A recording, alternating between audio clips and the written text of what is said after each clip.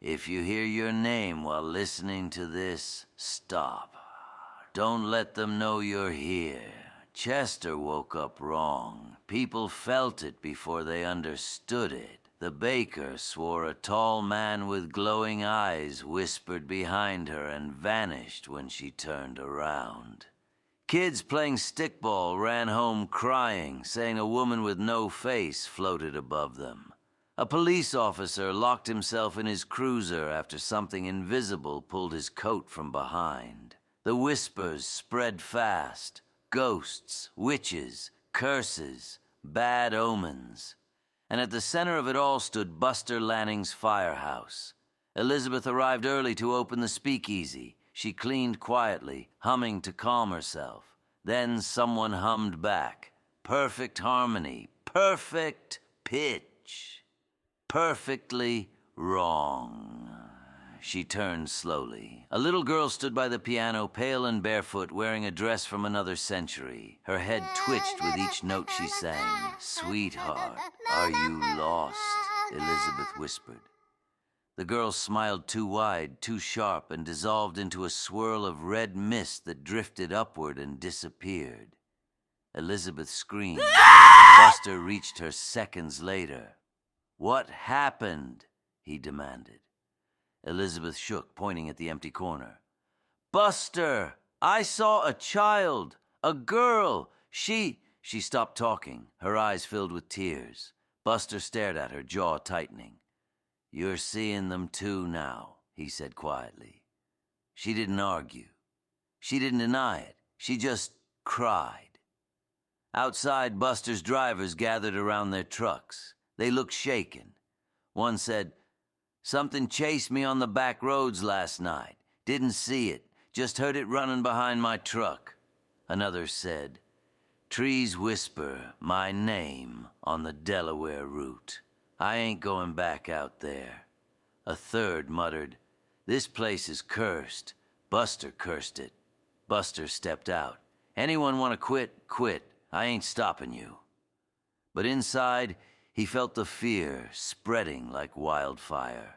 He stormed into his firehouse office and slammed the door. "Get out here," he growled. "Now." The demon appeared against the wall, hands in pockets. "This town's falling apart," Buster snapped.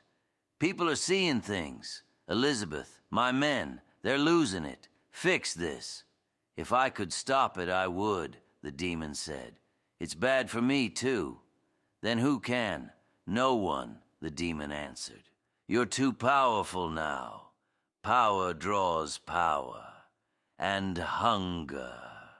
The witches struck in broad daylight. Buster and Elizabeth crossed the town square when Elizabeth suddenly grabbed his arm. "Buster, your shadow!" He looked down. His shadow moved ahead of him, bending backward, twisting its arms at impossible angles, turning its head until it stared right at him. "Don't look at it," he muttered. A woman nearby screamed as invisible hands clawed her face. A man dropped his groceries, backing away from a figure only he could see. A baby wailed as its blanket floated into the air. Chaos rippled across Chester. Buster grabbed Elizabeth's wrist. "Get inside, now!" They ran back to the firehouse. Inside, Buster slammed his fist into the wall, splitting his knuckles. "What do they want from me?" The demon appeared behind him. "Everything. Then let them fight me." "They will," the demon whispered, "and you'll lose." "Calm yourself," he added, dissolving and reforming behind Buster. "You make things worse when you panic." "I ain't scared of dying," Buster growled. "I ain't scared of fighting, but they're everywhere. Even Elizabeth." His voice broke. The demon stared at him almost with pity. "You're unraveling, Buster, and when you unravel, more come." That night, Elizabeth slept in a small room upstairs. Buster sat in the hallway outside her door, gun across his lap. The walls began to breathe. He heard it, soft inhaling, slow exhaling, like the firehouse itself was alive. Then came a tap behind him. He turned.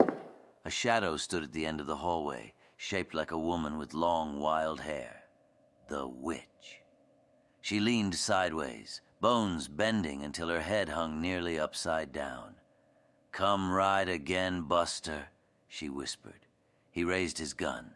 She vanished. He sank against the wall, trembling. "Whatever followed you here, be sure not to take it home."